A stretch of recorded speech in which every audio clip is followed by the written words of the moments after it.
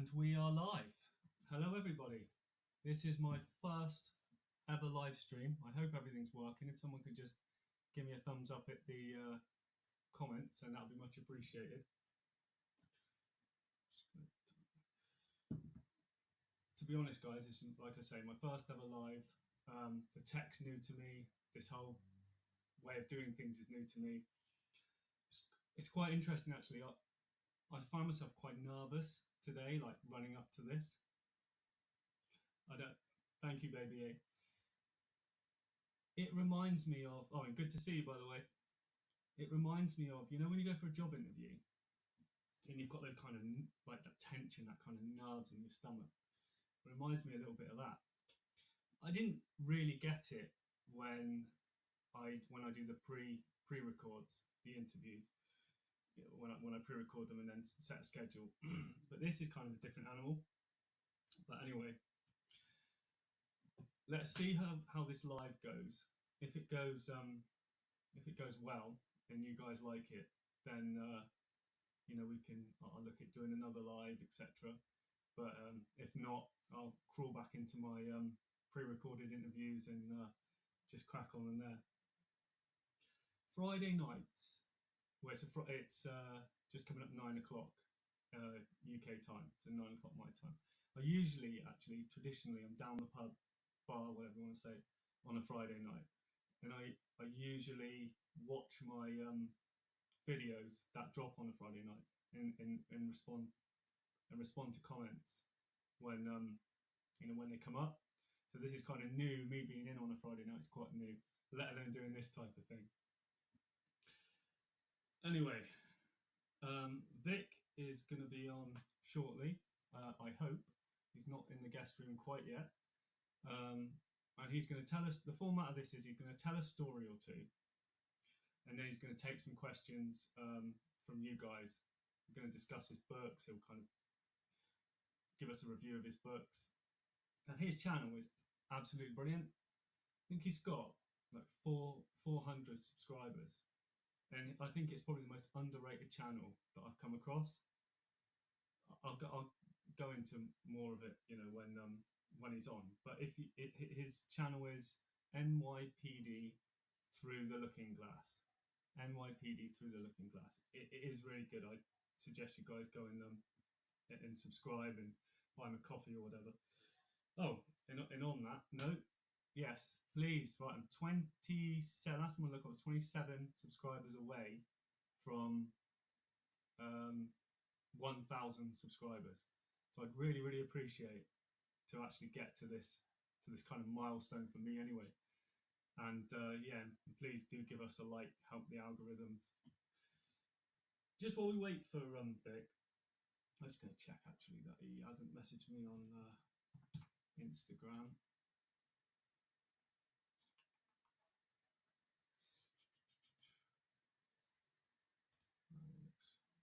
Looks all good. I thought I'd give my sort of 2 pence worth or 2 cents worth for you Americans into the John Gotti podcast. I won't talk about it for very long, but I just thought, we'll just kind of dive into it. I actually thought it was better than what I originally thought it was going to be. I know most people buck the trend and say the reverse. I give it a 6 out of 10. I was actually, for the first sort of 10 minutes, I was watching it when it premiered, so I could see the comments, and a lot of people said that that was boring, etc., etc. I actually quite enjoyed it. I think it went on a little bit too long, the introduction bit where he talks about castle and stuff. But I feel like he does when I go into like historic places. It kind of fascinates me what history is steeped in it. For example, one of my friends recently bought a house which was built in the 1500s. So I was walking around this house and like in awe of like, God, think of all the crazy stuff that's happened, I guess reproduction that's gone, all this sort of stuff that's gone on in this house. And there was a slaughterhouse as well attached to it, and I didn't really want to think too much deeply about that, but and stables. I found it fascinating. He didn't name anybody apart from Sammy the Bull which is interesting. I was actually quite surprised that he named anyone at all. And he, the most fascinating part for me was when he said that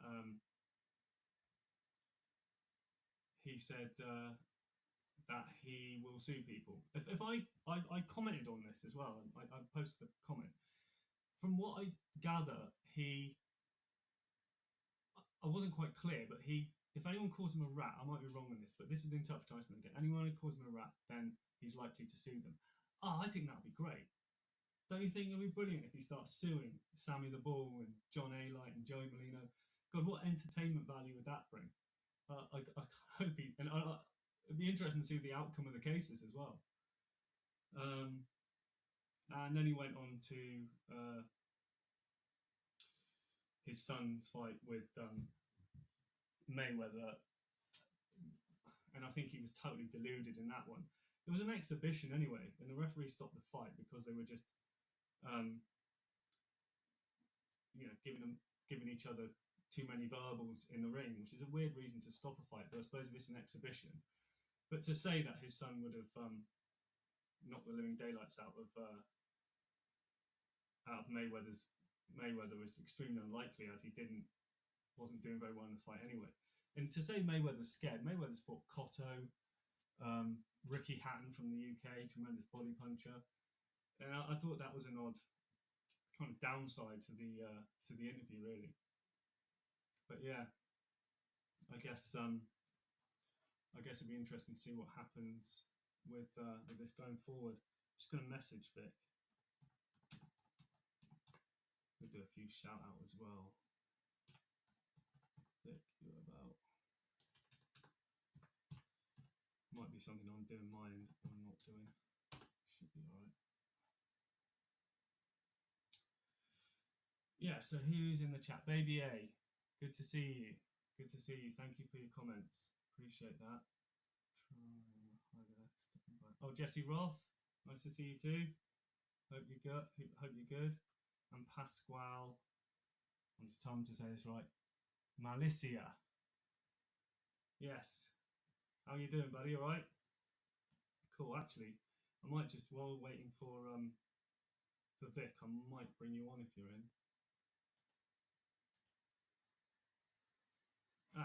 Vic's here. Vic's here. Right. Let's get going. Just in time. Hey, I'm on stage. You are on stage. I thought I was running out of things to say then. I thought, oh, God, I'm going to have to bring somebody else on.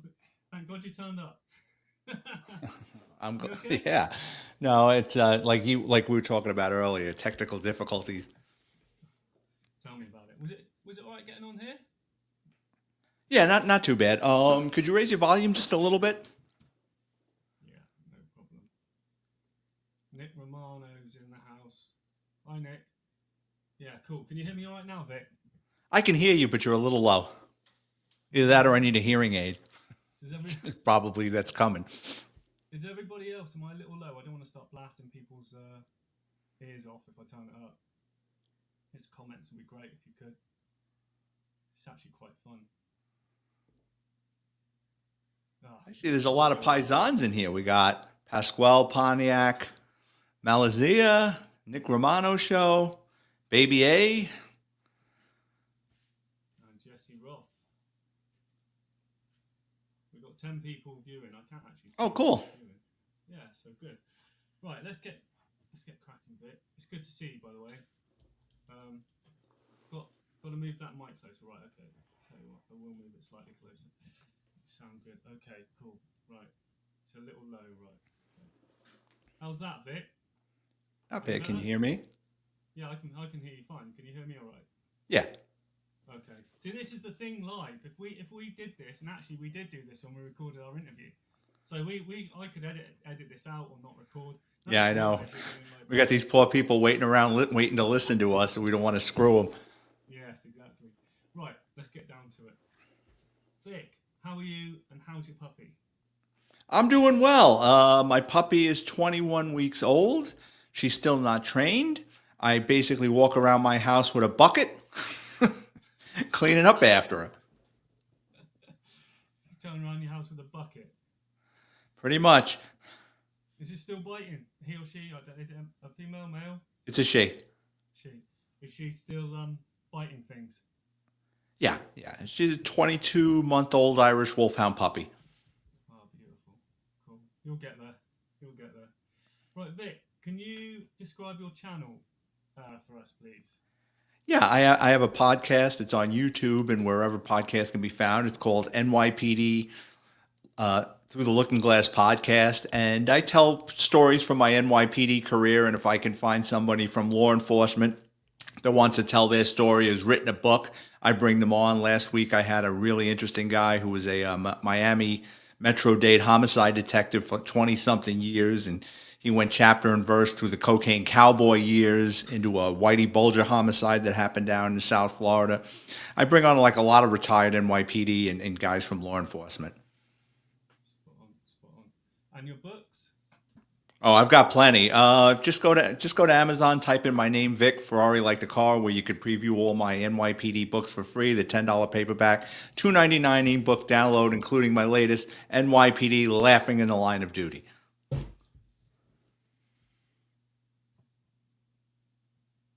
That's perfect. Now I can hear you. I just realised that I didn't have my mic. I had my webcam mic, so that was why Perfect. I was. Yeah, I thought I needed a cochlear implant. I mean, it was bad. I could barely hear you, and I'm like, man, something must have happened to my hearing. Sorry, sorry, everybody. Good. Right, so what we're going to do is Vic's going to tell a story or two. We'll take some questions from the floor. I know one or two of you want to jump on, which is great. And we'll talk a bit more about your books, promote your channel, Vic. If that sounds okay with you? Absolutely. Spot on. Okay. I just want to tell my little spiel on your channel, if you don't mind. Dude, please. Vic's channel's got everything. NYPD Through the Looking Glass. He has interviews with sort of organised crime figures. So Louis Ferrante for one, which was a fascinating interview. You've recently dropped an interview with the Cocaine Cowboys homicide detective. Your brother was a he's a great guy, was a prison guard of Greg Scarpa when he was in prison. Amongst others. You've also interviewed actors. That alone is impressive. But also he tells his own stories of his, 25 years in the police? No, 20 was more than enough. I did 20 years with the New York City Police Department. And you got your pension after 20, yeah? I did. And then also you do this little segment where you go through the New York Post quite regularly, don't you? And you look at very recent articles from the New York Post and you comment on them and you bring your own analysis. Yeah, what I do is I scour the New York Post crime section, especially NYPD stories, and I give my take on. The paper writes one thing, and I basically give my take of what goes on behind the scenes, why a case isn't getting prosecuted, why all of a sudden someone's held on high bail. The inside scoop for the way I know the way the criminal justice system works in New York. Really? No, it's very good. I've just dropped your link in the chat.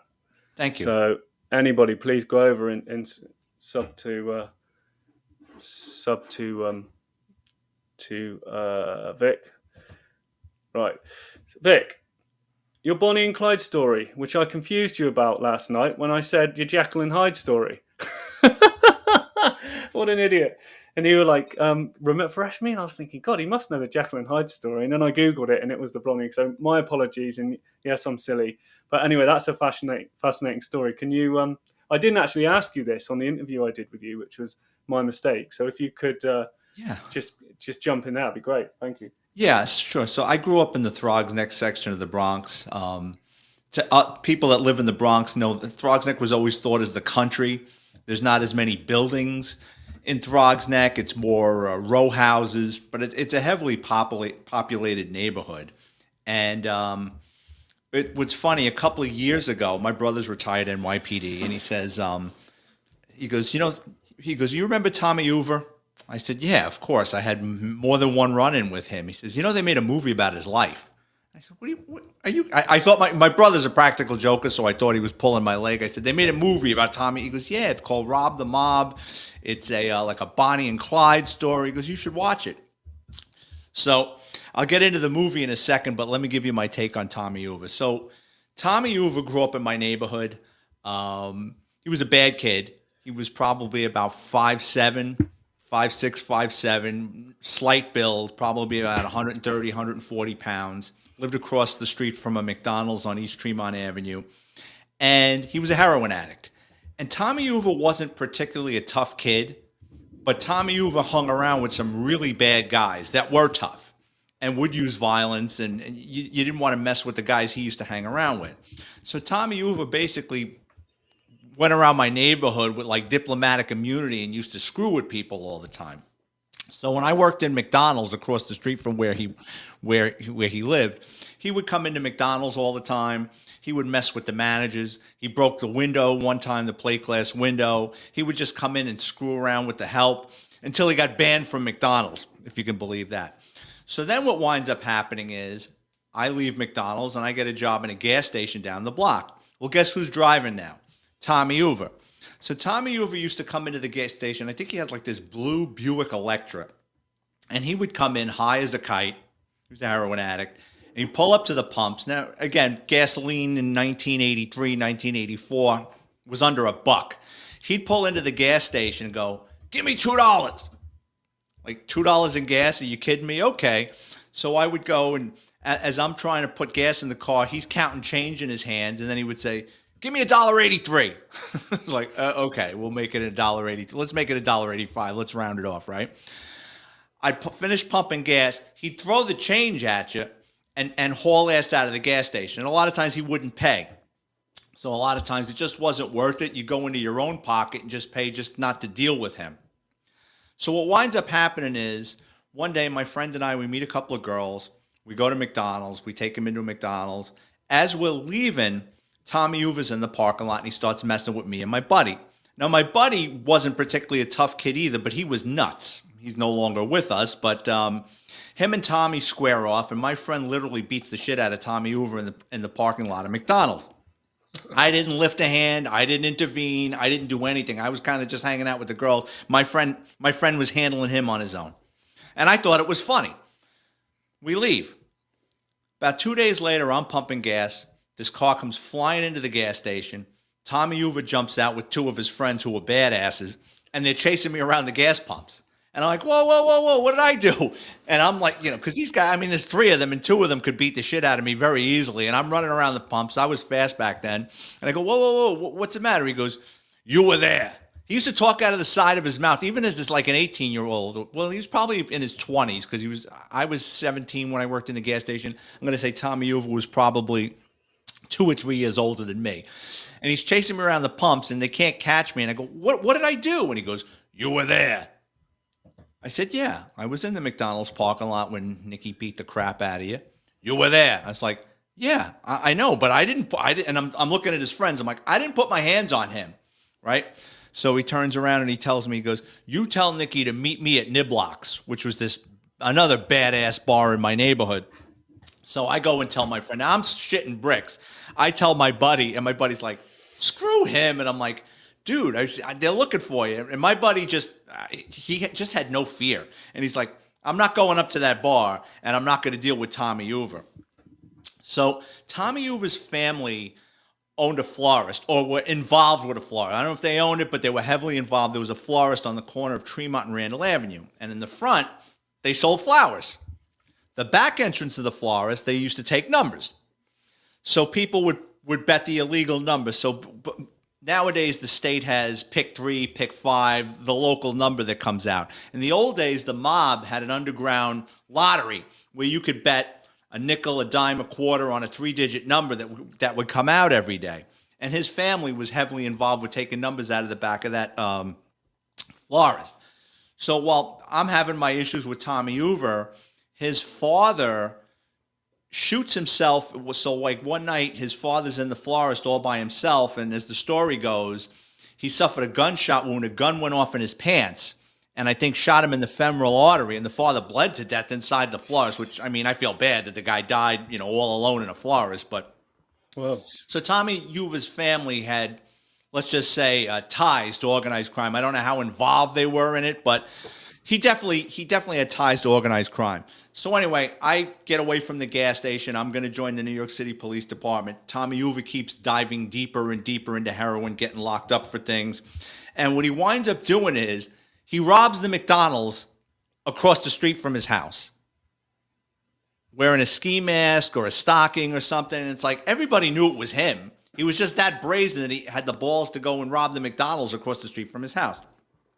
He gets caught and he gets sent upstate. He does a couple of years in jail and he gets out and he meets this girl. I don't know her name. I never met the woman, and they get married. Now, like I said, Tommy Hoover had ties to organized crime. He knows how the mob works. So he and her come up with this idea that they're going to go around and they're going to rob all the illegal social clubs. So in a lot of these mob social clubs, some of these places are, in the front it looks like a candy store, in the back it's like Las Vegas night every night in the back. Or some of these just like mob social clubs, you got mobsters playing pinochle and they're betting heavy duty money. Well, Tommy Hoover knows where these places are, and he and the girlfriend start driving around, and she's the wheelman. He jumps out. And from what I've been told, he wasn't even wearing like a disguise or a ski mask. Everybody started knowing who he was. And one of the mobsters said something about, said something to the effect of, "You're not going to live very long, you keep doing this." And Tommy Hoover said back to the guy, "We all got to go sometime." Well, he was basically, you got five mafia families in the New York City area. He's hitting all of their places. It's not like he was just targeting the Genovese or the Gambino. It's just a free-for-all. He's sometimes 2 times a day he's robbing these places. So the mob got together and put him on the endangered species list, and basically like, we're going to kill this guy. And I don't know how he didn't see it coming. Maybe he had a death wish. But what winds up happening is, I think he was lured out in Queens. Probably somebody he knew set him up and basically defends stolen jewelry. Because when he was robbing these places, he was not only was he taking the money from the gambling dens and out of people's pockets, he was also taking these gangsters' jewelry, which is a big no-no. So from what I remember or was told, I think he was lured out in Queens to meet somebody that was going to take the jewelry off his hands and hock it for him. And him and his girlfriend are sitting in a car, and 2 gunmen on either side of the car. And supposedly it was Skinny Dom Pizzona from the Gambinos and Ronnie One-Arm Turchio from the Gambinos, from what I can remember. They just empty 2 guns into the 2 of them and leave them in the street dead. Basically, it's not even like they vanished them where, they're gone, but you're not sure. They basically cut them into Swiss cheese. It was a high-profile homicide. And I remember it was just before the holidays. And I was at my aunt's house. I forget if it was Thanksgiving or Christmas, and it was just before one of the holidays. And it was in the paper, and I started to chuckle. And she says, "What's so funny?" And I go, "I know this guy." And she's like, "Oh, I'm sorry." I'm like, "No, it's nobody that's going to be missed." So somehow, some way, Hollywood picks up on the Tommy Hoover story, and they, I don't know, develop a screenplay. Somebody shops it, and it becomes a movie. So my brother tells me to watch it. I got through like the first 5 minutes. First of all, the guy playing Tommy Hoover is a really good actor. His name is Michael Pitt. He was in Boardwalk Empire, but he's Irish. He looks like you, Robert, kind of. Tommy Hoover was skinny, looked very Italian. Tommy Hoover looked like he was off the boat from Italy. So I just couldn't get through it. The guy didn't look like Tommy Hoover, didn't sound like Tommy Hoover, but that's my Tommy Hoover story. A couple of things. Thanks for the story, Vic. Were you surprised that he went to this extreme, knowing that you obviously knew him? Were you surprised he ended up like robbing mob social clubs? At first you say he's out of his mind. I didn't see it. But then you take a step back and you look and you say, well, he robbed the McDonald's across the street from his house, which he was banned for. Everybody in McDonald's knew him. Be like your next door neighbor, sticking a gun in your face with a ski mask. Like, you talk to the guy every day, you get his mail, and one day he just... So at first I was like, I can't believe it. And then it's like, yeah, I can believe it. There was an interesting... I was reading up about it yesterday, and when the mafia guys shot them in the car, the brother of the lady who was robbing mob social clubs, he was a cop. Oh, I didn't know that. Yeah, he was a cop, and he was tasked with going and telling their mother what happened. that is like mind blowing, isn't it? Really. And the mother said that I guess she might have known stuff about the mafia. I guess who didn't in those days, but immediately said, "Well, that's definitely a mafia hit." So they shot them through the window, didn't they? In a front window in the car. Yeah, 2 shooters on either side of the car. So, I mean, it was definitely to send a message.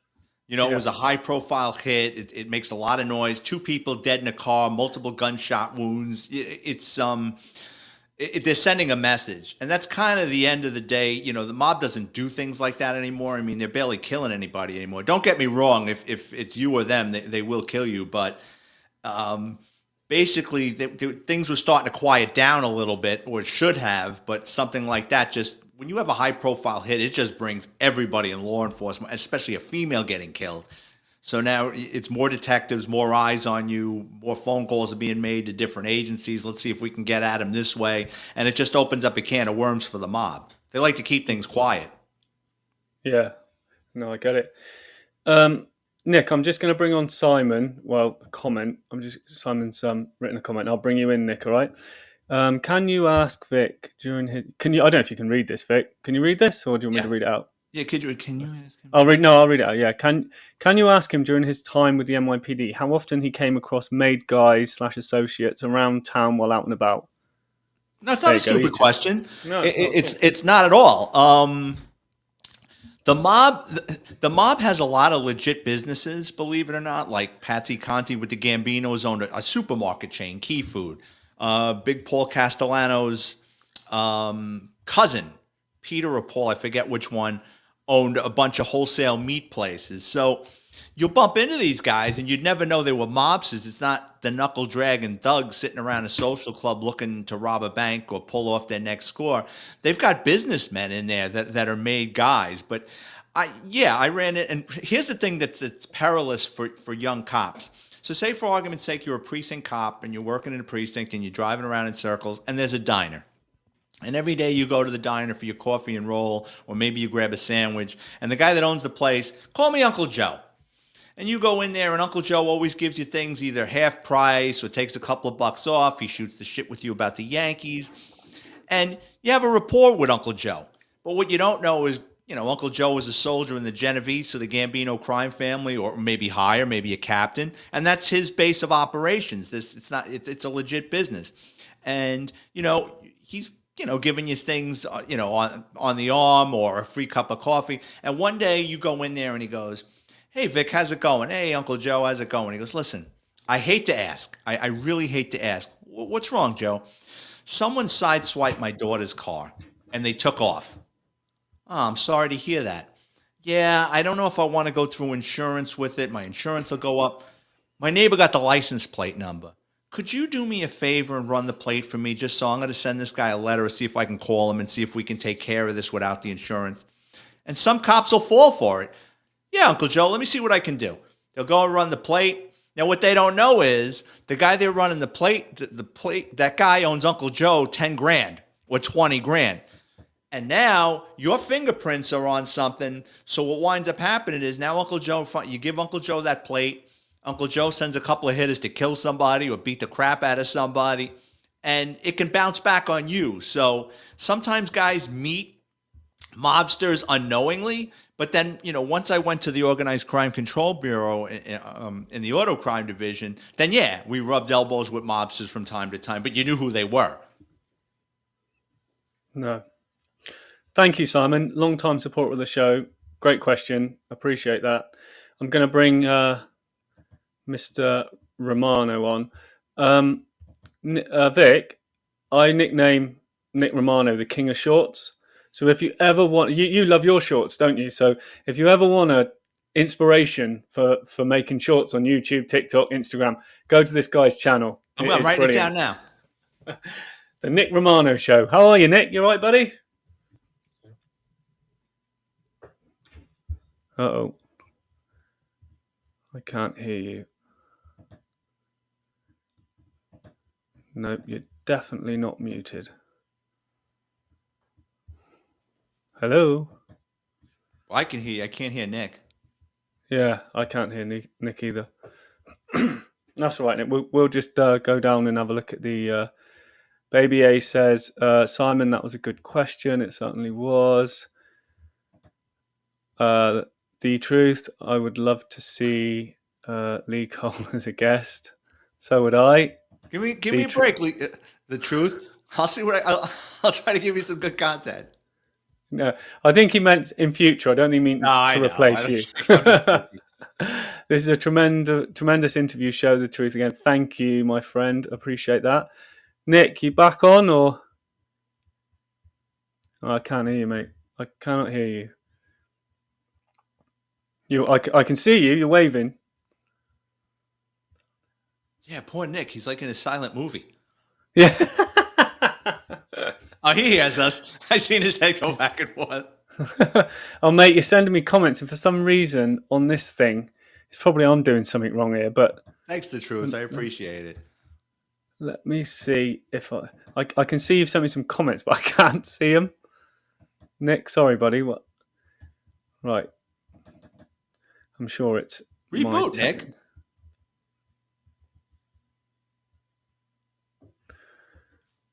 Send it to me on WhatsApp, Nick, and I'll get it on WhatsApp if that's all right. Right, let's have a look at that. Oh, he muted my mic. Who did? Did I mute your mic? Yeah, but I've unmuted it. Right, I'll mute it now, right? So I've muted it. And now I've...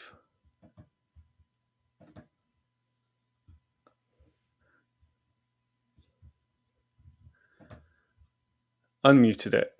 I muted it to start with because I could hear you in like the studio room. Frosty, Nick, Mike got whacked. We need a tech doc and a pronto. Good one, Nick. Good one, Frosty. Right, Frosty. Nick, maybe your mic is muted. Or try. Yeah, just can you come back on, Nick? Well, speaking of Tommy Hoover, I'm going to see if I can put you in touch with my brother because my brother's got a take on Tommy Hoover too. My brother was a couple of years younger than me, but he used to rub elbow. My brother said that he walked into. My brother used to work in a Baskin Robbins, and Tommy Hoover came in one day and basically tells my brother, "Listen, this is what we're going to do. I'm going to come in here. You're going to give me all the money. I'll punch you around a little bit." And you'll say you got robbed and we'll split the money. And my brother's like 16 years old. He goes, "I'm not doing that." He goes, No, I'll come back tomorrow, wave a gun in your face. And my brother's like, "I'm not doing that, Tommy." It's like, if you had anything to do, like East Tremont Avenue was the main drag in my neighborhood. Anything from, they rubbed elbows with Tommy Hoover at one time or another. He was just kind of like that variant that just kind of, that was looking for a host and just, one way or another, you were going to have to deal with him. Yeah. You think the world was a better place, or New York was a better place with him removed from it? I mean, I hate to speak ill of the dead. Probably a harsh question to ask you, Vic. Apologies for that.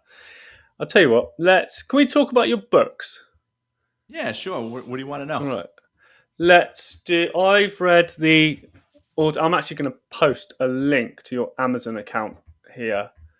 How many books have you written? It's quite a few, isn't it? Yeah, I've written 7. I'm working on my 8th. What do you enjoy more? Doing this kind of stuff, your YouTube and the interviews, or do you prefer writing? Well, different challenges. I've got the writing thing down now as far as the whole process and what works and what doesn't work. Being a podcast host and then from just start having a podcast going on YouTube, it's kind of like the Wild West. I'm learning as I go along. Like, I thought I was making shorts, but I didn't make them into 9/16. Thank God someone corrected me once. Somebody reached out to me and said, "You're not making shorts. You just, they're just going as regular videos." So I was kind of screwing myself. But you learn as you go along. You meet different podcast hosts. I learn a lot from different podcast hosts and get advice and stuff. But I do enjoy the writing because it's like a puzzle. I'll write a story and then I'll go to another story and then I'll come back to it. And then it's like unlocking it and getting it to be more cohesive. And my books, I mean, for anybody out there that's just going to take a look at them. Hey, Nick, we hear you. Yep. Right, I'm just going to bring you on, buddy. I'm just going to bring you on. You have something on your dashboard where you're muting the mic. It was telling me that you were muting me.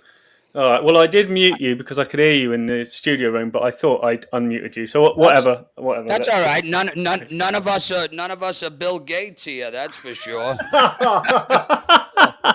Where you from, Nick? Let's Vic. First of all, I started to watch your channel yesterday. I'm going to be a regular subscriber, Thank man. you. You got a great channel. I was listening to the stuff about the registrations from back in New York, how everybody put it in different names and stuff.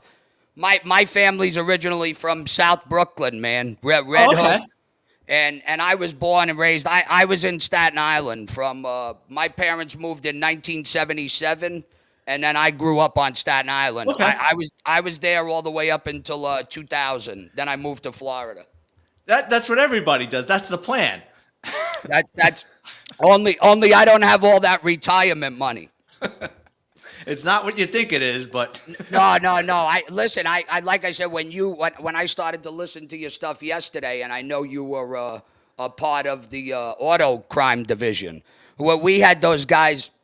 Because I'm going to run another story about it. We had the Untouchables on Staten Island with the guy Keith and Ray Marola. They were like the biggest car thieves all over Staten Island at one point. So I'm not sure if you were you in the city or were you in where were you? So the auto crime. So my last 10, I was a detective in the auto crime division. The auto crime division works like this: the main office, the mothership, is out in Queens.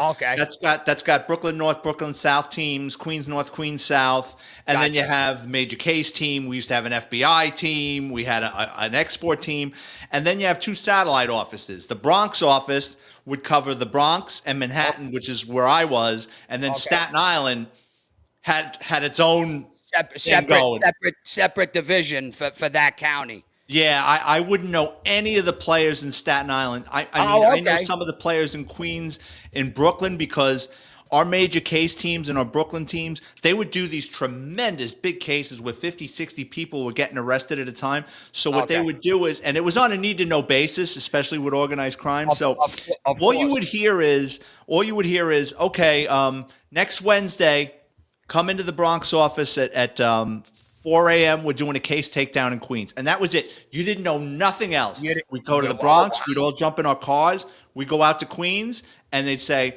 Robert, Nick, Vic, we'd get 3 folders. You'd open it up. There's 3 people. There's photographs of their houses, directions to their houses if they're not there. This is where they work. This is where their girlfriend lives. And it would go in order. Get this guy first. Get this guy second. Because you wanted to get these guys out of bed before they peed. Yeah. Once they start getting on the phones, people vanish and start going in different directions. So the Warren squad always came early. yeah. That's when we get them before they pee. Yeah. That's for sure, man. No, I thought I was maybe under the impression. I didn't know if you guys communicated a lot with the other divisions, but obviously, like you're explaining now, they more kept that separate. Yeah, we never did a case takedown. The only thing about Staten Island I know is I remember when I was in the police academy, one of the guys that I was in the police academy with was talking about a bunch. You might know this. I mean, how old are you? I'm 45. I'll be 40. So you might, because I'm older than you. What was it? The Wanderers? Yeah. That was a gang, like a mob. With them. Minor league affiliate, like their AAA affiliate. Yeah. Those guys were all from Tottenville, and my cousins were actually on that side. I had more of a connection with the New Springville boys. I worked with a couple of them guys, and I lived on that side of the island versus the other side, versus Tottenville in that way. Okay. But so did you run into Roy DeMeo and all of those guys with Roy DeMeo was dead before I became I joined the NYPD in '87. Roy DeMeo got killed in '83. Oh, okay. So you were later on. I got you. But I will tell you a story about Murder Machine. So you read the book, obviously. I'm guessing, right? I not all of it. Don't you got to read that book. I read some of it, but not the whole thing. So those guys from Murder Machine were all in the playing field with the auto crime division. So yes. What they would do with the guys in the Bronx is, we used to get screwed all the time. They would bring us out to Queens to work a midnight, to work the phones every now and then, like to fill in what goes on out there. And I remember I was doing a midnight one time, and in the auto crime division, when you made an arrest, you filled out a location card. So if you did a search warrant, you filled out an index card with a photo of the place and everything about the place. Or if you arrested an individual, you took a photo of them and you stapled it to an index card and who, what, where, when, why. So I was like, wait a minute, I work in the auto crime division. I went to our name cards and I was pulling all the guys from Murder Machine. I was like, looking at, just going through this stuff. It sounds like there wasn't much technology back then, huh, Vic? No, I went to auto crime in '97. Yeah, everything had to be obviously too, man. All these, you guys had to write reports for probably 2 nights in a row, no? By the time I was a detective, we did what they're called DD5s, and they had to be typed. Oh, okay, I got you. I was curious. And how long were you a cop there, Vic? 20 years, and my last 10, I was a detective with the auto crime division. Oh, wow. So, and now you're retired? I'm gone 17 years. You're gone a long time? Yeah.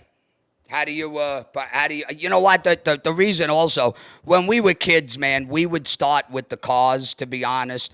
We would go out and take some cars, and we used to have some people that obviously would put in orders for they would put in orders for, hey, we need a tailgate, and hey, we need 4 tires off a Jimmy or a Blazer. Let me ask you. So let me interview you. So you getting orders for cars, right? Was it body shops or junkyards? Well, in the beginning, we used to get a lot of people that maybe, again, they didn't want to go pay for the part, or they didn't want to spend a lot of money. We had a lot of personal orders in the beginning. Okay. And then later on, my buddy used to hook up with a couple different body shops, and then obviously people that he knew was going to take the full car. But we used to get worried a lot about the low jack being placed in the vehicle. So we used to leave the car sometimes in the wood.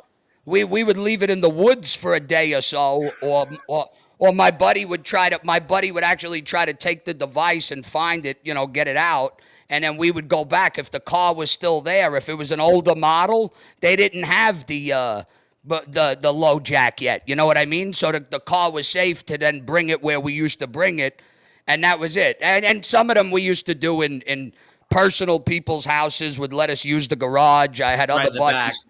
Yeah. Well, we had other, like you said, we had other places that had legal businesses. If we needed to, to take a couple parts off, but we did it in the woods a lot as kids, man. We would go into the woods. We would see where you guys unbolted like a guardrail or something, then put it back. We would go get out of the. We would cut the fence. I know. And then get in.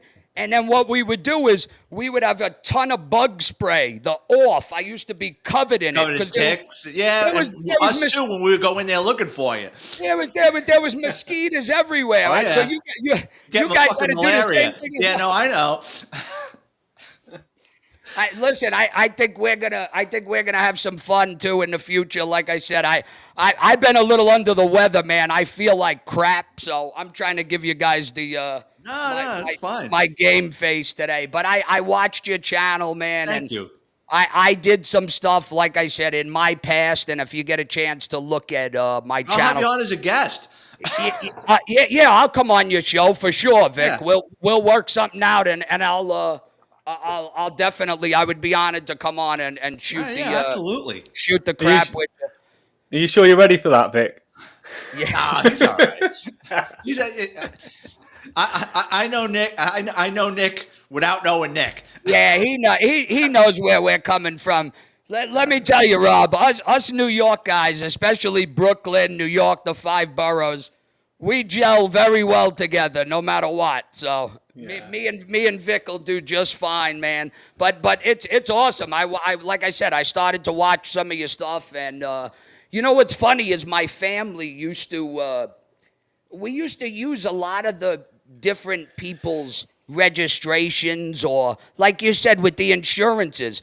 You know how many times we had to put insurance in my aunt's name or register the car because the insurance was too much, and vice versa. You were able to get away with that all that stuff back then in the 80s. You can't do that kind of stuff no more, where you got the car registered and insured to 4 different people, and They don't do that no more. Well, and here was another thing in the late 70s. Everybody would register their car in New Jersey. Yeah, Because the insurance was cheaper in New Jersey, and then New or- Jersey or- went up, and everybody came back to New Yeah, York. or Pennsylvania. You went Yeah. Pennsylvania. It was even cheaper in Pennsylvania. Pennsylvania was a pain in the ass because in Pennsylvania, you could title your car in like a gas station.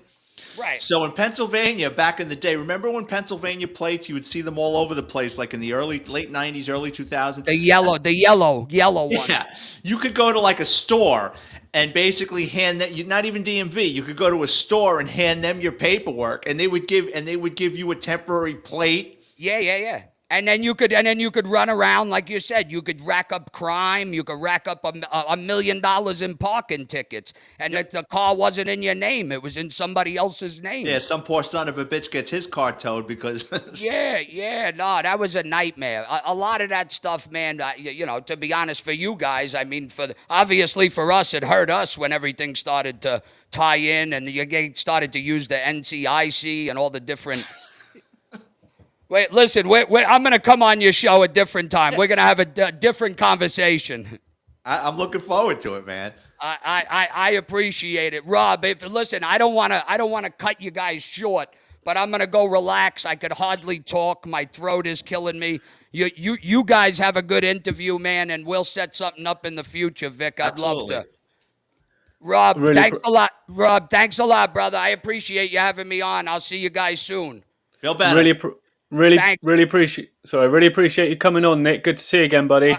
At any time, Rob. Vic, I'll talk to you soon, my friend. Care, it's my nice friend. to meet you. You too. Take care. Right.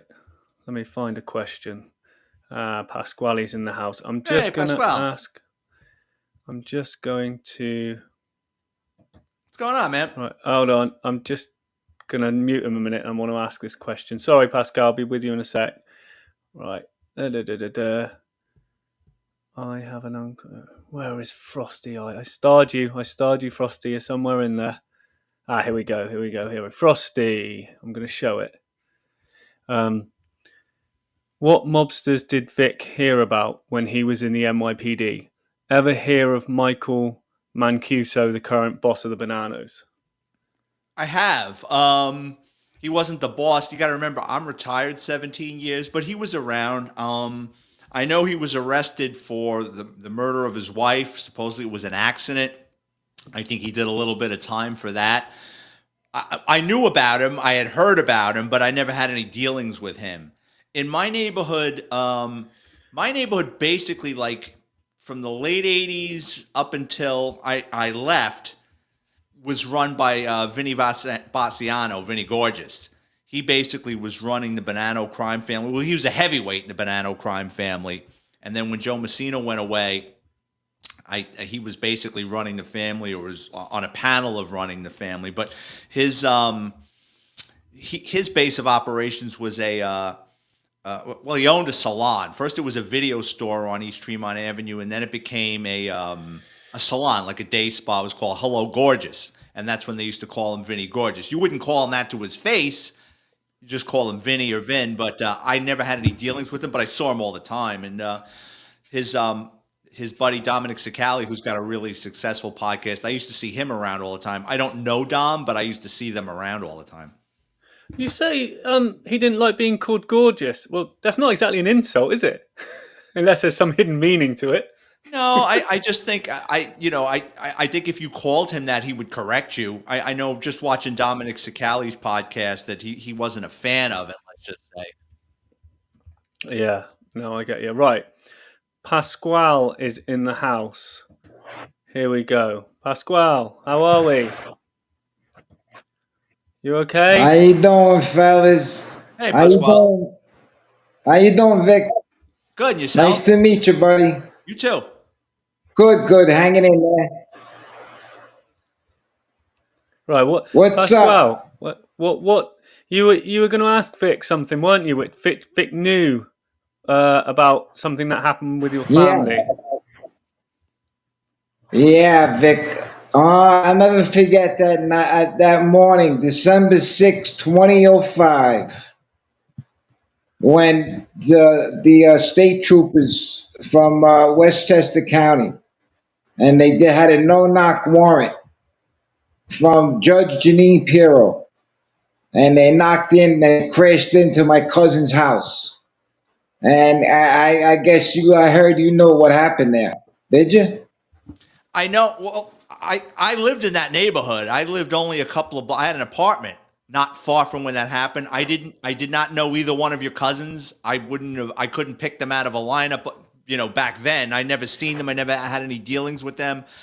What I do know is the Westchester County DA's office, which I found surprising that the Westchester County DA's office would have the New York State Police doing a drug operation in the Bronx. I didn't know. It probably started in Westchester and somehow made inroads into the Bronx. I just, all I know is the state police did a no-knock warrant. There was shots exchanged, and I know your cousin unfortunately perished. Yeah, I remember that. It was basically, well, this is what happened. My cousin Mikey, now he was the youngest one. He was with Ralphie Balsamo and the Genoveses, you know. Okay. And I can remember, and he was. I mean, let's be real here, you know. They were selling coke all over the place, you know, and that's where it probably started, up in like New Rochelle in that area, you know. And and my cousin Chris, his older brother, and we kept telling him, Mikey, they're on to you. You better slow it down, you know, because they had, you know, the calls, but they're running around, you know, and delivering and everything. So this is what happened. One that it was when it happened. I believe it was a Monday or a Tuesday. This kid that was friends with my cousin Mikey, right? He used to come to the house all the time, right? And he used to come in, and with my cousin Maureen, that was his mother, and the father was Michael Senior. The kid would come in, and he'd always like be breaking balls, you know, happy-go-lucky, you know. And he used to do stuff like that. This one day he came in, and he just walked in like he just had this look on his face. They were saying, and he wasn't even joking around or nothing. And went into my cousin's room, and allegedly they said he handed him a hand grenade and several guns. You know, and meanwhile they found out later that he was working with the troopers from up So in this that kid was an area. informant. It's correct. Okay. You know, and what happened then was that, see, my cousin Chris at that time, they lived on Revere, right off Right. of Phillip, right behind McDonald's where he used to work. By the post office, right. Yeah, right behind there on Revere Avenue. Okay. And and my cousin lived directly diagonally across the street. He had just gotten married, and he was living in one of those, you know, it was like a little apartment building. And he's getting ready, you know, to go to work in the morning. And all of a sudden, his wife's going, she goes, yo, what the hell's going on out there? You know? And he comes running out. They had kicked the door in, and they didn't even announce themselves. That's what I was told. And they went to my cousin. They said, you're coming with us. And my cousin, very ballsy kid, tough kid, you know?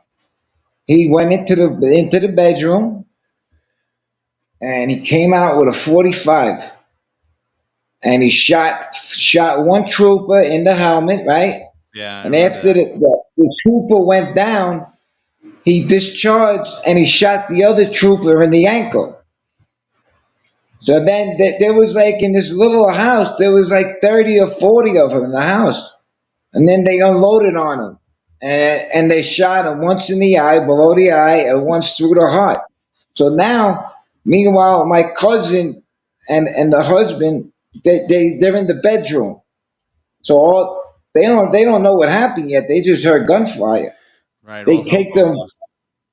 They take them out, right? Now, meanwhile, downstairs is my uncle Carmine, my cousin Maureen's father, who was like 82 years old.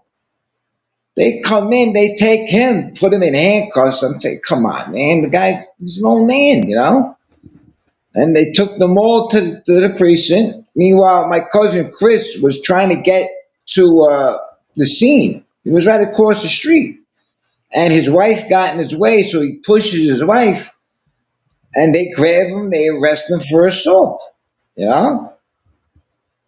So once they get to the precinct, they all bring them there. Now, my cousin Michael's senior, the father, he was a little, you know, a little hot-headed. He was fighting with them. They threw him in a closet, locked him in the closet. So now they're talking to my uncle and my cousin, being then this and that, you know.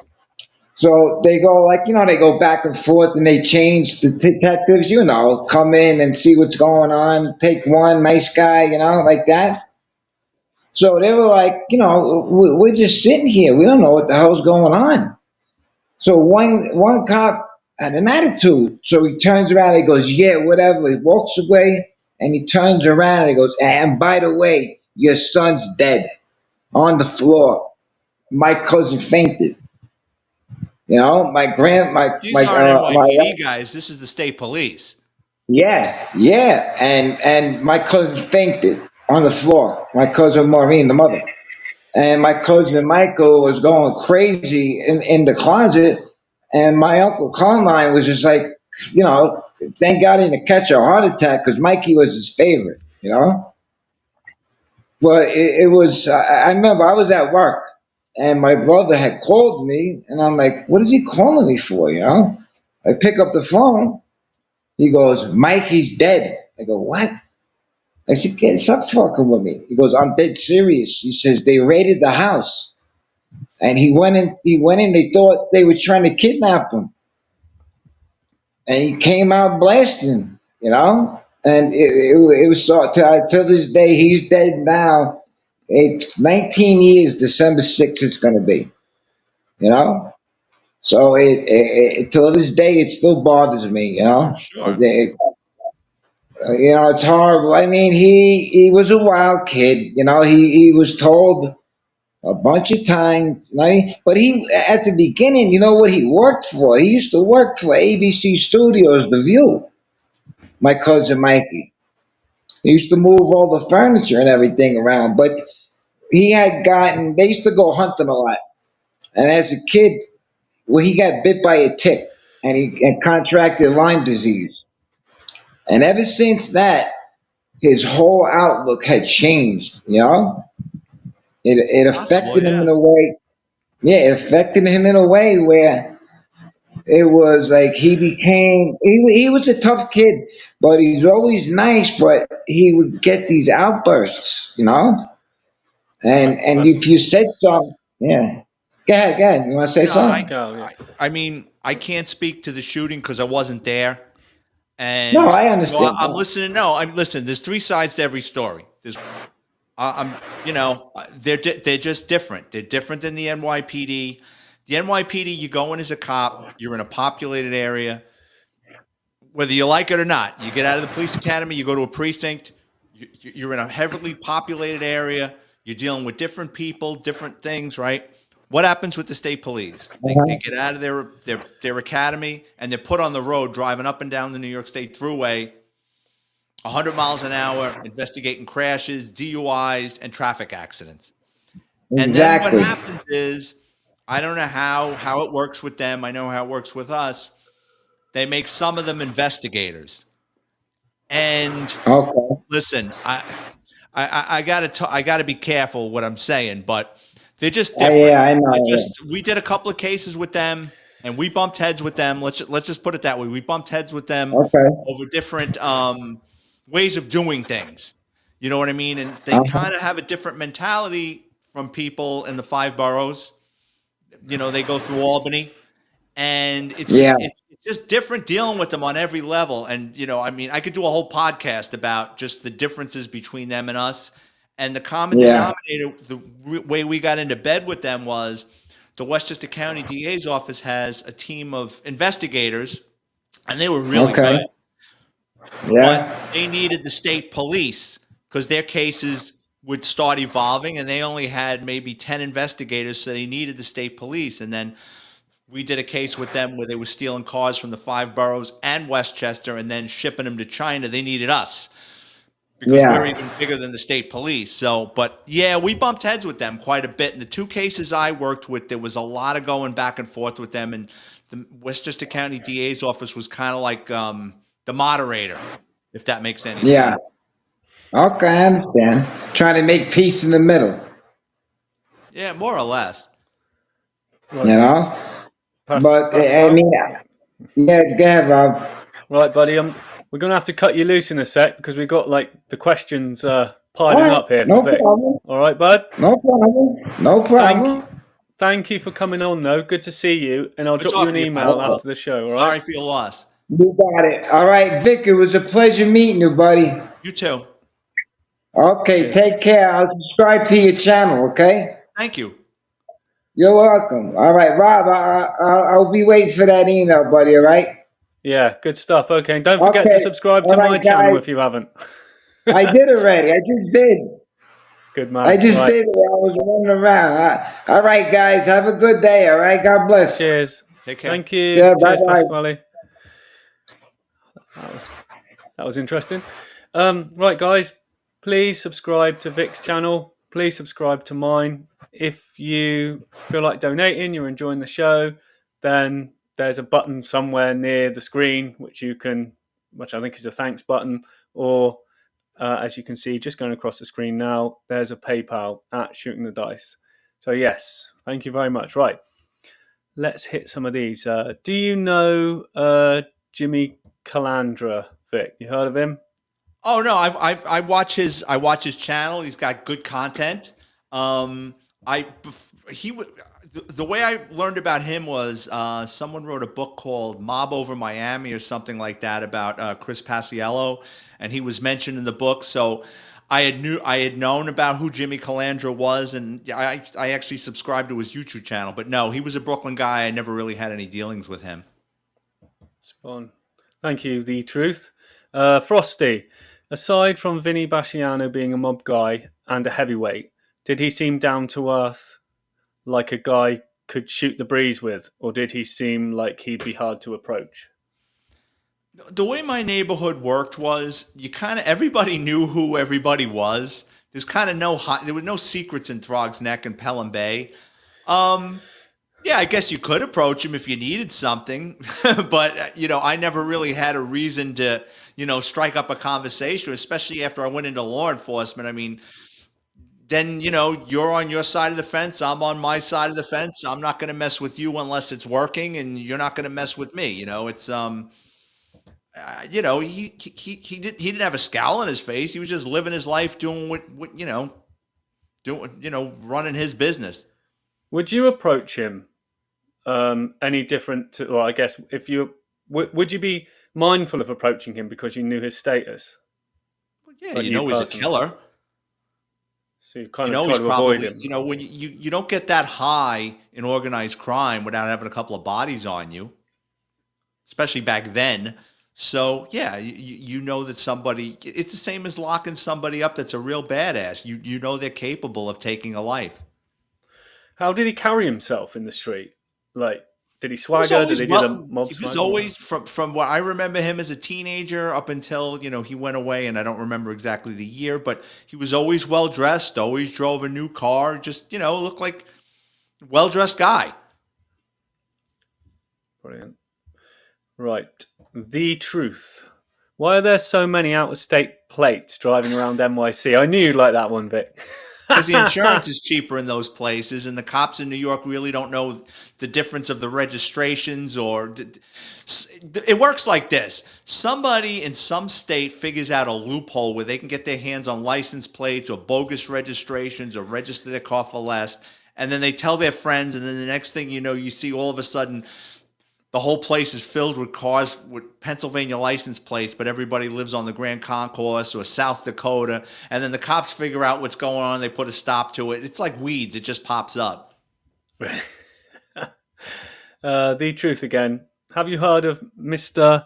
Maher? Yeah, I've watched. I subscribed to his channel just recently. He's got some interesting content. Yeah, he's I think a former car thief, and he knew I think Roy DeMeo killed like his business associate. So yeah, I'm just starting to watch his show. Did they ever? So I guess did you or your police colleagues ever receive any special threats, maybe from organised crime or someone individually? That's Nick Romano. Thank you, Nick. Yeah, I actually had a death threat. They took it seriously. I was taking a police radio home. They had a police car on my block. This went on for a couple of weeks, and then finally I just said, all right, I'm just going to take the radio home. I don't want a police car on my block. But yeah, you take something like that seriously. Wow, I didn't know that. That's interesting. Good show, guys. Nick Romano's enjoying the show. Oh, Dave Cameron, how are you doing? Thanks for joining the show. Thanks around 30, which is brilliant. It's actually, I was thinking when I started, I'd be happy with 10 people viewing this. Honestly, and now I keep looking at the statistics, and it's got 27 now. So really appreciate it. Please subscribe, guys.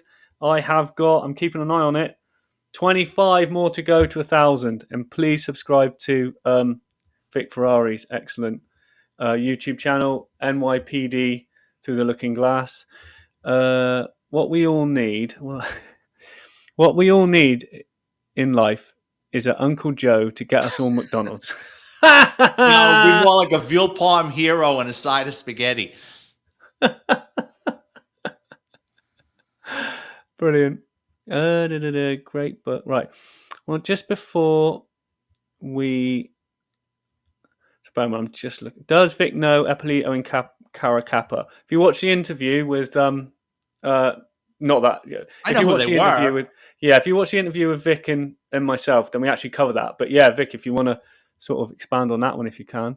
Yeah, I mean, they were Brooklyn guys. I think they retired early into my career.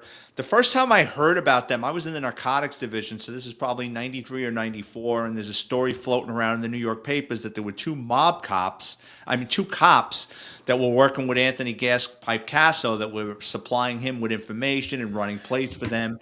And then it said that they actually snatched a guy off the street and delivered him to Gaspipe, which he tortured and killed because the kid tried to take his life. And that failed assassination attempt on Gaspipe. Then he had this other kid killed who didn't do it. So we just couldn't believe it. We just couldn't fathom it. But it came out in the wash. They did do it.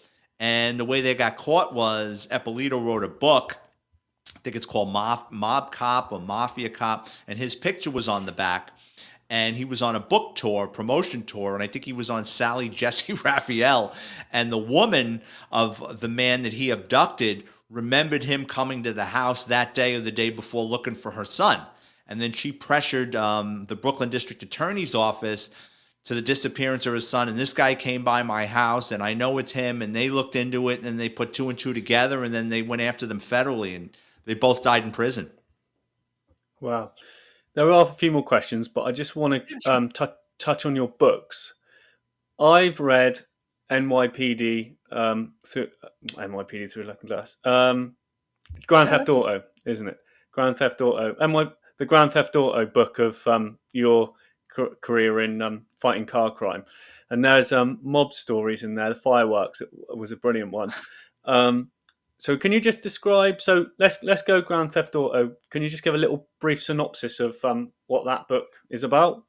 Yeah, I guess I have, but it details my 10 years as a detective in the auto crime division. It explains who steals cars, where cars go after they're stolen, a car thief's mindset, and there's a lot of cases in there that I was involved in, and funny stories about things that went wrong and different search warrants. And there's also a chapter in there that explains how to protect your car from car thieves and how to make it safer and how not to get screwed buying a used car. Excellent. Nick Romano, I forgot to say thank you so much for your question. Thank you so much for your donation. Really appreciate it, guys. Please feel free to donate. Be much appreciated. Subscribe. Where am I? Still 25. Come on, hit those. We got 18 people in at the moment. I Come feel on, like we're on a hit the subscribe. telethon. I know. I've been waiting for these elusive 1,000 subs for what seems like forever, Vic. So, but You'll I'm get 'em. nearly there. So, book number 2. What other book can you fire out? Yeah, sure. The NYPD's Flying Circus, Cops, Crime, and Chaos. That's got a lot of wild stories in there. There was a cop that we used to work with. He was Irish, but the Spanish cops used to call him El Diablo because if you work with him, you either went to rehab or converted to Christianity. He was just that much of a partier. He'd be out all night. The guy could drink forever, go on very little sleep. One night he's in a Midtown bar. He's talking to these two ladies in a bar. And in New York, over by Central Park, you have those handsome cab operators that do the horse and buggy rides for like $400 for an hour around Central Park. So the guy comes in to use the bathroom. He's got the top hat and the velvet outfit. And as he walks by El Diablo and these two girls, El Diablo turns to him and says, "Hey, you mind if I take Seabiscuit out for a ride?" And the horse and carriage operator just laughed and goes, "Yeah, sure." And he went into the bathroom. El Diablo turns to the two girls. He goes, "Come on, ladies. He's a friend of mine." So they go, "He's a friend of yours?" He goes, "Come on, come on." They go outside. They get in the horse and carriage. He kicks the blocks off. He gives the horse a crack in the ass with the whip, and the horse and carriage goes. And at first, the horse is, the horse is on that automatic pilot. They know how to square the park and everything. Well, everything's going fine until the horse realizes there's an asshole behind the wheel and decides, screw this, I'm going back to the barn to get some oats. So the horse and carriage now starts picking up speed, and El Diablo grew up in the Bronx. He didn't grow up on a farm. He doesn't know how to control the horse and carriage. And now the horse and carriage is blowing lights and heads for Central Park. So now the women in the back of the horse and carriage are like, "Stop this fucking thing, let us out." And he can't stop it. While the horse and carriage starts heading for Central Park, two other handsome cab operators go, "Hey, there goes Frank's horse and carriage, and it's stolen." So they go after him, and it's almost like you see at Yonkers Raceway or in the Trotters. One got in front, one got in back, like Ben-Hur, and slowed down the horse and carriage to got to a stop in Central Park. The handsome cab operators jump out, and they start kicking the shit out of El Diablo before he could explain he's a cop and he stole it. The two females run off into Central Park. The other handsome cab operator shows up. They call 911. And in Central Park, believe it or not, you have a police station in Central Park. It's Central Park precinct. Two cops from Central Park precinct come up. You got a drunk El Diablo and a stolen horse and carriage and a pissed off handsome cab operator. El Diablo goes, look. Take me to an ATM. I'll take out $500. I'll give it to you if you just make this go away. The handsome, "You'll give me $500? He goes, "Yeah." He went and got $500, and it went away, and El Diablo went to live another day. Amen. All your books are $2.99, aren't they, on Amazon for the Kindle version? Yeah, Amazon Kindle $2.99 ebook download, or it's Kindle Unlimited too if you have that, and $10 paperback. $10 paperback. Book number 3. What do you want to hear? Okay, so we'll go with it's the name of my podcast. Yeah. NYPD Through the Looking Glass. That's my first NYPD book. I'll tell you the Hansel and Gretel story. So it's the early 90s. My friends and I were young, going out to bars, we're meeting girls, and we're at this bar, this cop bar, and there's these two cops from another precinct, and one of the cops is a magician in his spare time. And we're talking to girls, and he comes over and he's pulling coins from their ears. He's pulling flowers from his sleeve. He's basically cock-blocking us with magic. So I turned to his partner and I said, "Listen, can you get him the fuck out of here?" He said, "We can't compete with this guy." And he goes, "He's the laziest cop in the world." He goes, "If he wasn't making balloon animals for kids, he'd be the greatest cop in the world." So a couple of months later, the magician, the amateur magician, and my buddy, they get called down to a basement apartment. 911 and a 6-story walk-up calls for help. They go into the basement. There's 2 doors. They go to door number 1. They bang on the door. Nobody answers. My old partner, my buddy, goes to bang on door number 2, and the magician tells him, "No, come on, let's get out of here. We made so much noise down here with our radios and nightsticks. Let's get out of here." My buddy goes to knock on the door again. He goes, come on. I'll buy you a cup of coffee. Let's get the fuck out of here. So they leave. What they don't realize is behind door number 2, the superintendent of the building is selling coke out of the apartment. but he fell behind on his wholesalers. So in the drug world, they don't cancel your cable or send nasty letters. So what winds up happening is, it's an old gypsy trick. They get an attractive female, they go down there and they knock on the door. The guy knows he's got a problem, so he's not answering the door. He sees the hot chick at the door. He opens the door. The three of them bum rush him. They start pistol whipping him. Where's the gun? Where's the money? Where's the drugs? This guy doesn't have anything. So they shoot him in the head. They roll him up in a carpet, and they take him out of the apartment, and they throw him in the furnace of the building. Then they go back and start ransacking the apartment. So while he's going up like a Puerto Rican fire log, the cops come and they're going to knock on the door. So now they've got a problem. The cops are outside the door. So they tell the female, listen, this is what we're going to do. If those two cops knock on the door, let them in and start yelling in Yugoslavian and point to the kitchen. When you get past the threshold of this bathroom, throw yourself on the floor. We'll come out from behind. We'll shoot the two cops. We'll throw them in the furnace because now they got to commit. They've already got one dead guy. What's two more? And we'll get the hell out of here. The cops never knock on the door. So the super has family. He's missing. About a week later, 2 weeks later, the detectives get involved. They see there's a 911 call there. They bring in the magician and my buddy, and they go, you got called down there. Did you see anything? Was anything out of the ordinary? And they said, no, we knocked on one door. We didn't knock on the other door. But my buddy said, while we were leaving, I noticed there was a car parked on the fire hydrant, so I gave it a parking ticket. Well, the car he gave the ticket to was the getaway car. And that's the same way they caught Son of Sam, to a parking ticket. So the car was registered. The registered owner was the female. They bring her in. She starts backpedaling and confesses to everything. They go get the two hitmen. They bring them in. They lock everybody up. Then they got to go back to the building in February and shut the heat off for 2 days to let the furnace cool down enough to get the guy's bones and skull out of there. Some brilliant stories, Vic. Right, let's before we go on to your rest of your books, let's do a couple of questions. Sure. You worked in narcotics in the Bronx?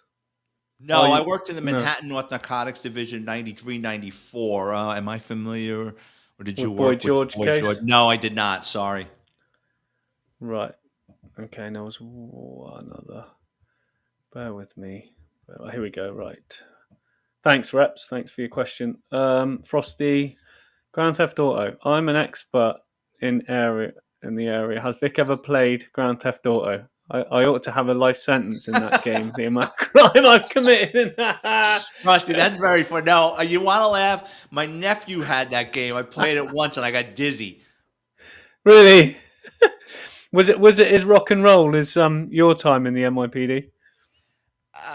It's a video game, but I was involved in a lot of car chases, and I enjoyed every single one of them. Right. So next book. What are we on now? Book number 4. I'm just picking up books. NYPD Law and Disorder. The opening chapter is called Embarrassing Moments. There's a story in there where I pull over a gypsy cab. There's 3 guys in the back seat. There's 4 kilos of coke.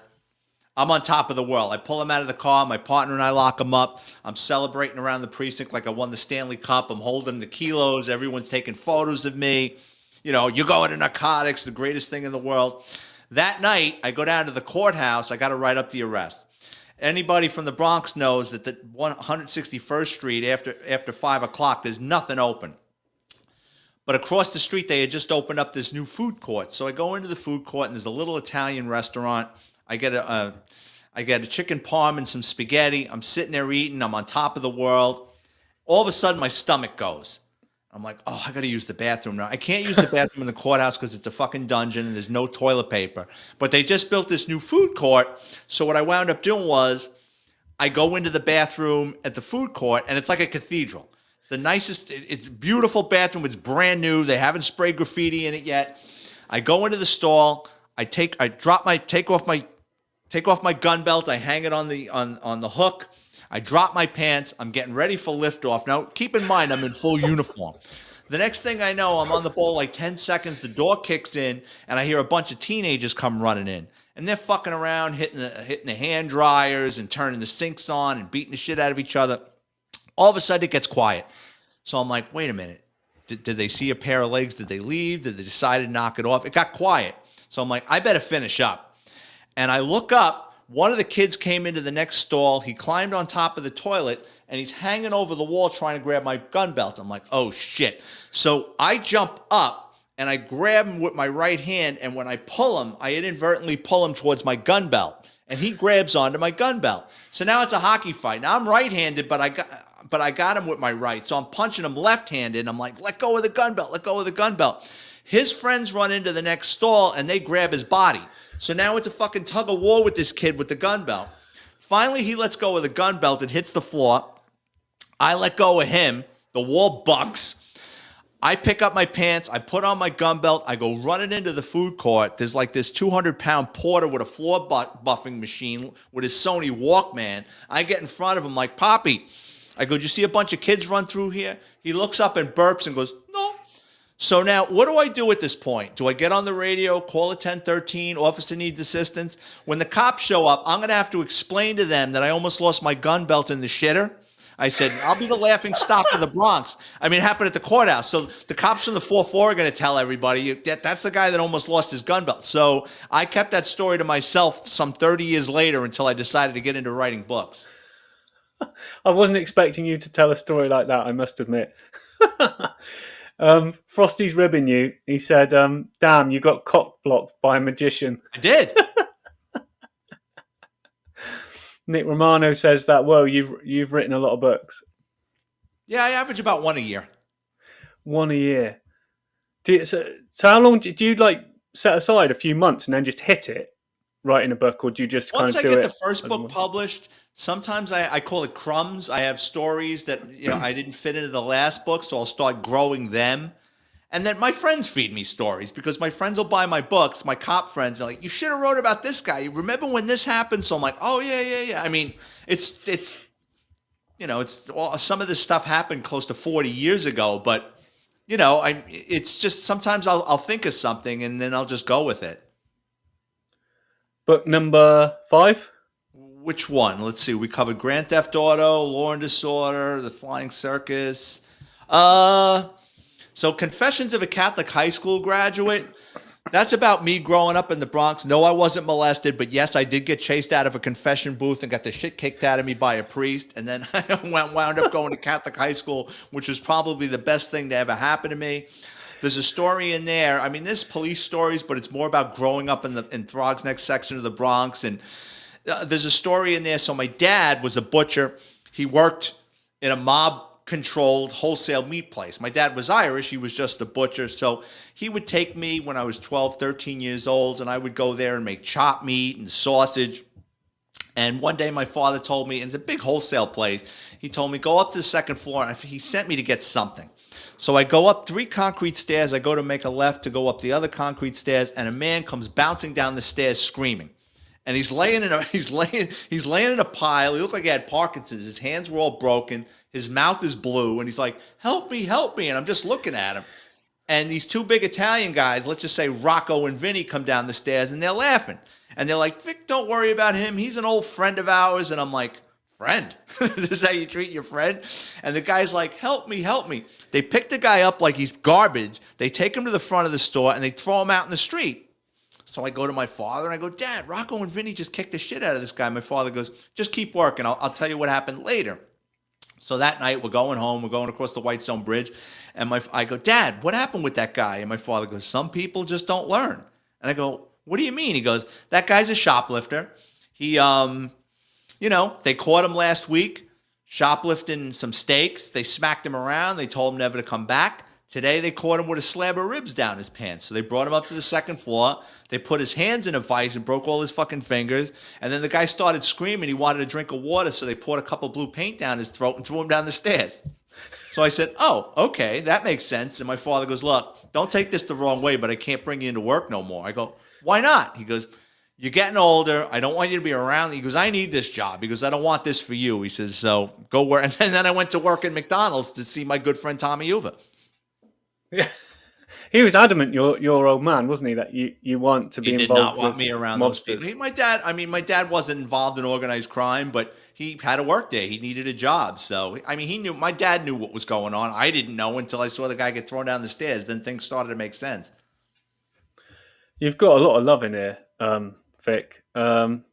David has said, Vic, I'd choose you over a McNabb novel for sure. Who's McNabb? He's a famous author. Oh, okay. Sorry. I take it he's a crime author. Let me just. I don't want to like be wrong. Let me just double check. Yeah, my books don't have, for you guys that are listening out there, my books don't have a beginning, middle, of end. I just will pick a chapter. I will just think of a topic. Like for one of my books, there's a chapter called Crossing Over to the Dark Side. And that's about cops I knew that went bad, how the NYPD tackles police corruption, cops that we were involved in cases that they wound up getting locked up or fired. So, or, there'll be a chapter in my book, Practical Jokers, and the things that go on in the station house locker room where we're shooting fireworks at each other in the parking lot, or taking the air vents off a police car and pouring cornstarch down there and then putting the vents back and putting the AC on high and waiting for the guys to get into the car, and then they got to change their uniforms when all that cornstarch blows all over them. Another brilliant story. You've got so much love here. Vic is great. This is hilarious, brilliant, fantastic tales. Whoa, nuts, great stories. Ha ha ha. What the fuck? Great storyteller. Vic's a natural. Oh my God, it goes on and on and on, Vic. You've got a fan club here. Thank you, people. I really appreciate it. So David said Neil McNabb is his pen name. He's an ex-SAS novelist. Okay, I'll look him up. Cool. Where are we on? Book number I think 6? we covered them all. What was your, out of all of them then, I guess you must have a favourite. What would be the one that you They're all my children. Yeah. But if I had to pick Confessions of a Catholic High School Graduate, because it kind of leads into why I became a cop and the things that I've seen around and how my neighborhood worked. And maybe that it explains who I am and my outlook on life. And it's loaded with funny stories of me always getting in trouble and getting smacked around in Catholic high school. Brilliant. Look, I'm just going to post a link to your books about the third time I've done it tonight. I appreciate it. But no problem at all. You have a really interesting story, kind of a curveball story about Mike Tyson, don't you? Could you share that one with us, please? Yeah, so I'm in the auto crime division, and we had this, my partner had this really great informant, and he would just feed us stolen cars, drug arrests, you name it. This guy was in the eye of a hurricane. He was involved with multiple steal groups, guys that were going around stealing cars. And he calls us up one day, it was on a Monday, and he says, "You're not going to believe what happened this weekend." We says, "Well, what happened?" He goes, "I was out with Horatio. We were going to go down to the car show at the Javits Center on the Lower West Side of Manhattan." He goes, "We're taking the West Side Highway down, and who drives by us but Mike Tyson on a Ducati, which back then was a $30,000 Italian motorcycle." I said, "Yeah." And he goes, "Well, Horatio said follow him." So we followed him. He goes, Tyson gets off his bike and goes into the Javits Center. He goes, Horatio goes, "I'm going to steal his bike." Now, I don't know how much involved our informant was with the theft of the bike, but this is what he told us. So he says, Horatio jumps on the back of Mike Tyson's motorcycle. He breaks the ignition, and he takes off. I go, "Where's the bike?" He goes, "It's in Horatio's apartment up in Washington Heights." I said, "Great. Give us Horatio's apartment number. We're going to get a warrant and kick his fucking door down and get that bike back." And he goes, Horatio's got 4 or 5 bikes in the apartment. I go, "Even better." He goes, "How about I give you the shipper? He's going to ship all the bikes to the Dominican Republic." He goes, "I'll give you the information." So my partner goes, "Yeah, all right, great." So about a week or two later, I had forgotten about it. About a week or two later, it was on a Sunday. I'll never forget. I was watching football, and my partner calls me up. We were off, and he goes, "You want to make overtime?" I go, "What's up?" He says, "Remember Mike Tyson's motorcycle?" I said, "Oh, yeah, I forgot about that." He says, "It's getting shipped." I go, "It's getting shipped." I go, "Out of Newark, or is it getting shipped out of Red Hook?" Because these guys would steal anything that wasn't nailed down, heavy equipment, cars, motorcycles, and they would ship it to the Dominican Republic where they would get a lot of money for it. So I thought it was going to go in a shipping container and go, by sea. He said, no. He says, Horatio took the bikes apart, bubble wrapped them, and they're in crates. And then they're going to put them in a van and take them out to some airship place out by Kennedy Airport, and they're going to fly them over. I said, "Oh, okay." So they went out there and they stole a van. This is how brazen these guys are. They stole a big cargo van, and then they put all the crates in there.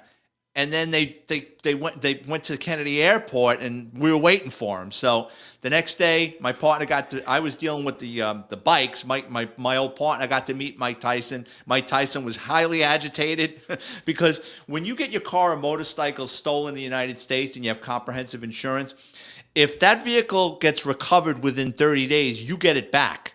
The insurance company will pay to get it fixed or put back together, but you're getting that car back. If it's stolen more than 30 days, they just cut you a check, and then the insurance company auctions it off. So Tyson was pissed from what I remember. What was he like? I mean, I didn't meet him, but my partner said he was a great guy, and they took photos with him, but he was adamant. He was kind of pissed off at Horatio. He wanted to have a couple of minutes with him, and they wouldn't let him do it.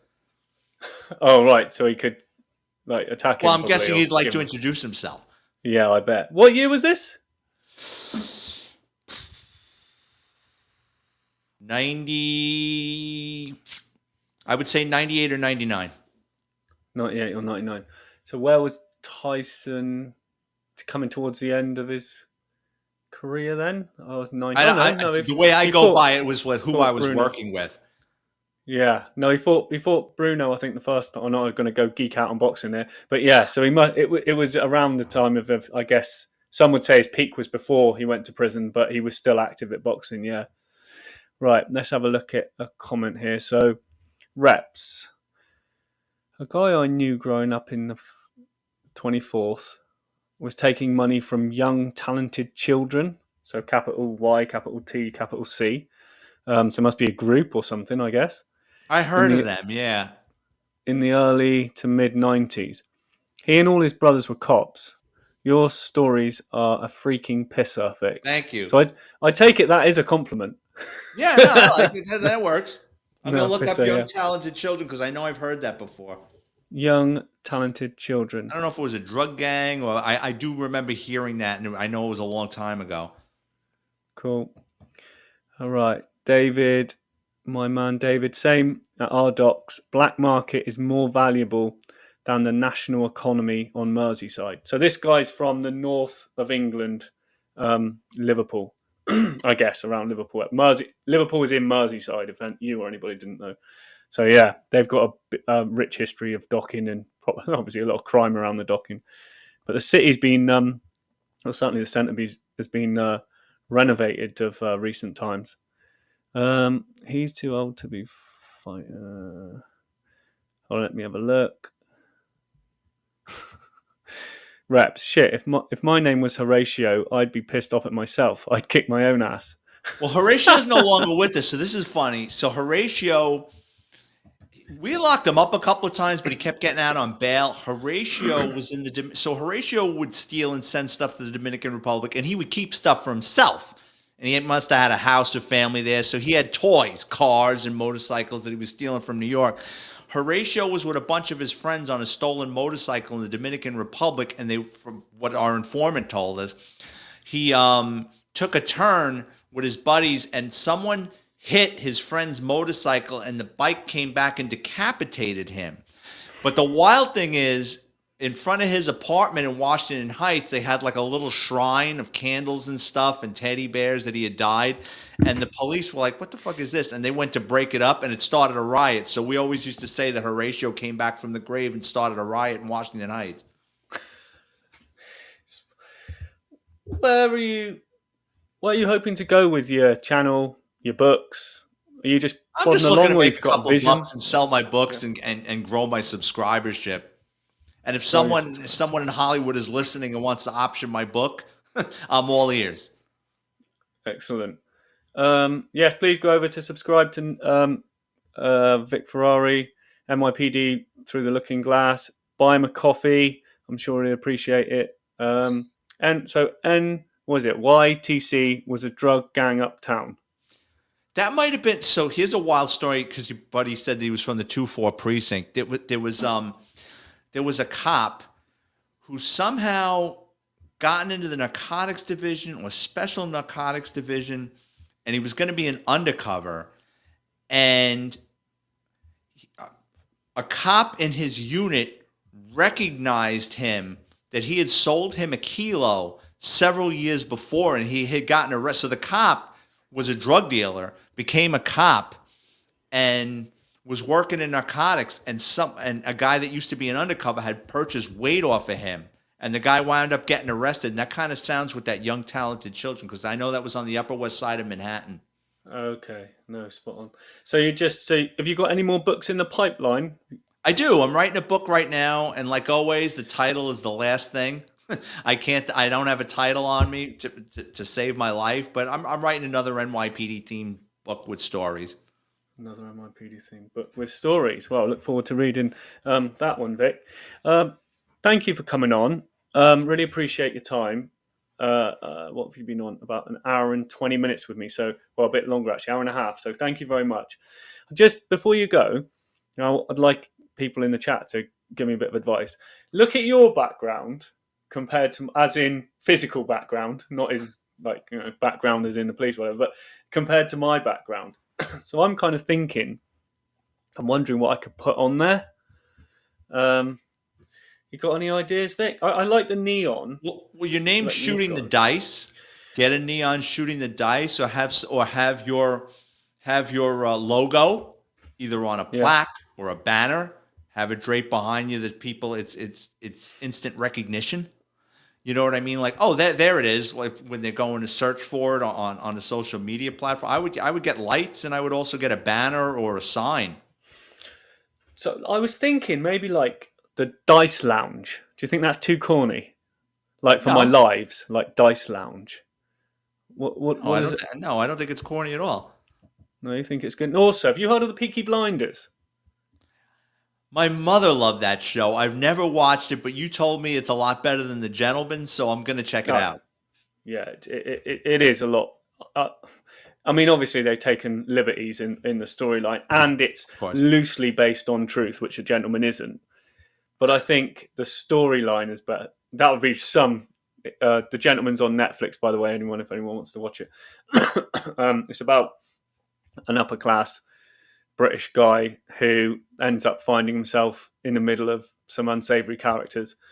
Then there was a guy in a chicken suit dancing like an I didn't mind it. I'd give it a 5 out of 10.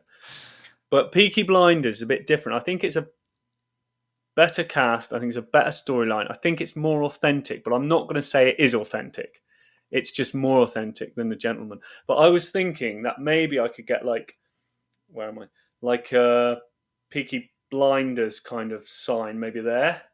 What do you reckon? Something like that. As long as you don't get sued for trademark infringement. Oh, you reckon they do that? Yeah. If you got big enough, yeah, they'll come after you. But it's promoting them, isn't it? I suppose. Yeah, but they don't want you making money off of them. Well, that's true.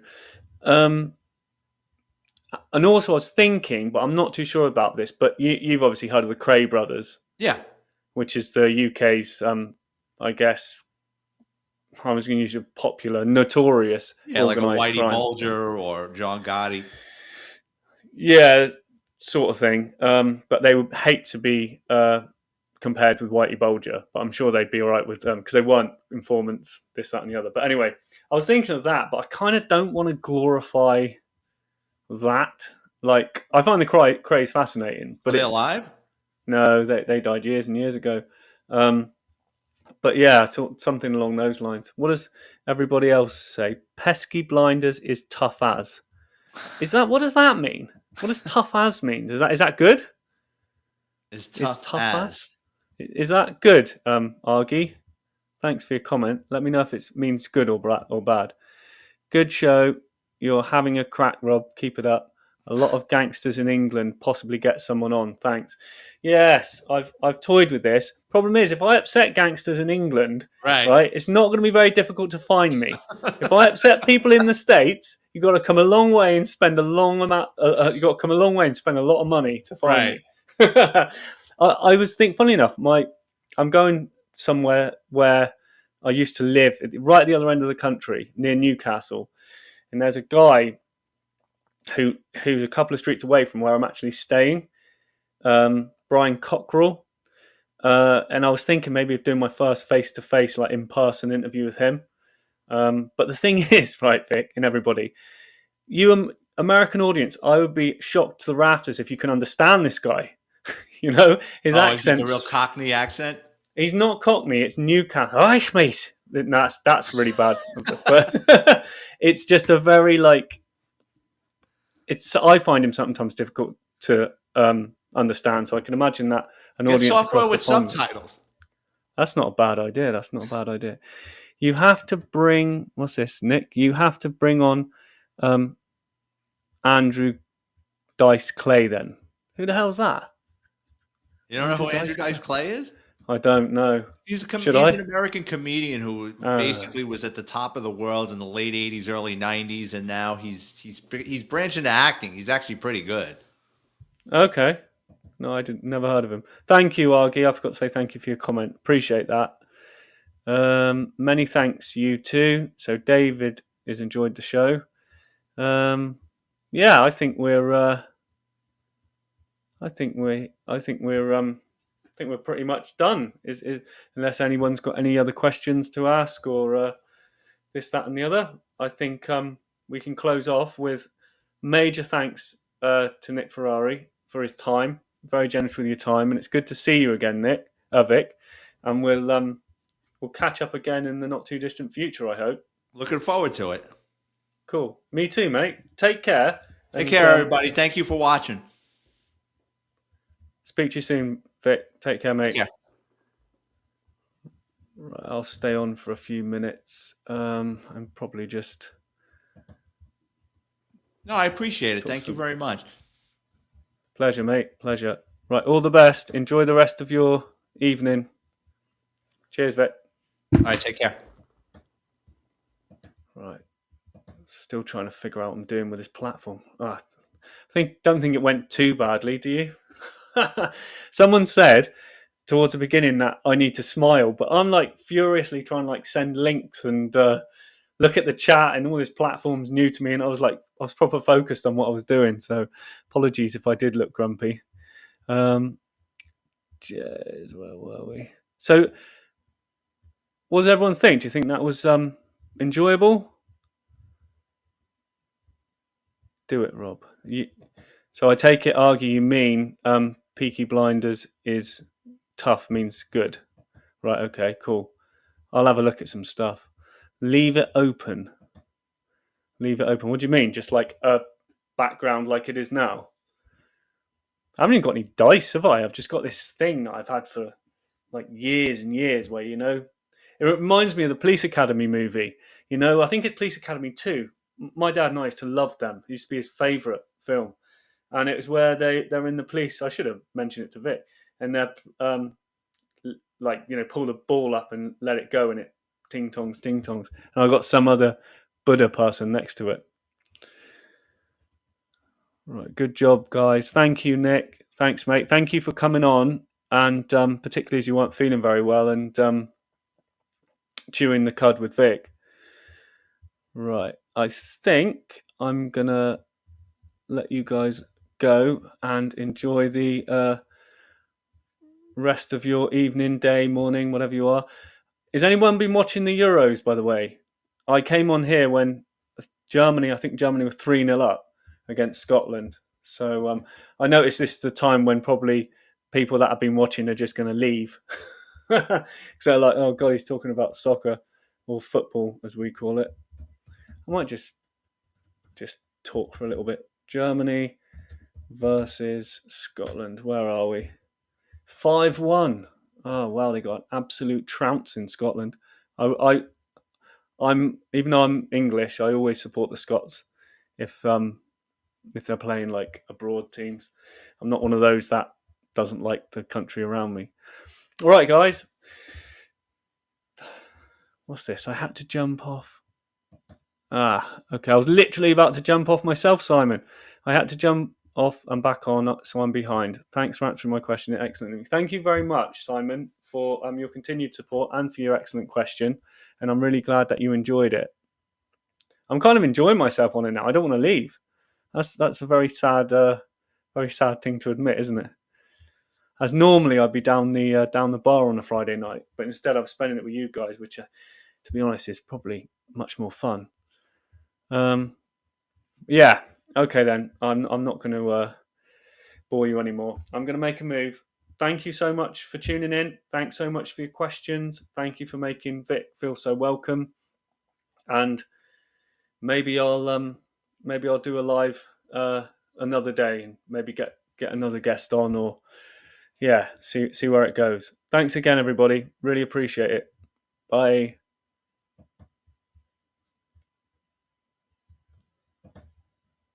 Actually, I found this little jingle which I'm going to play. Where is it? Here it is. Bye-bye.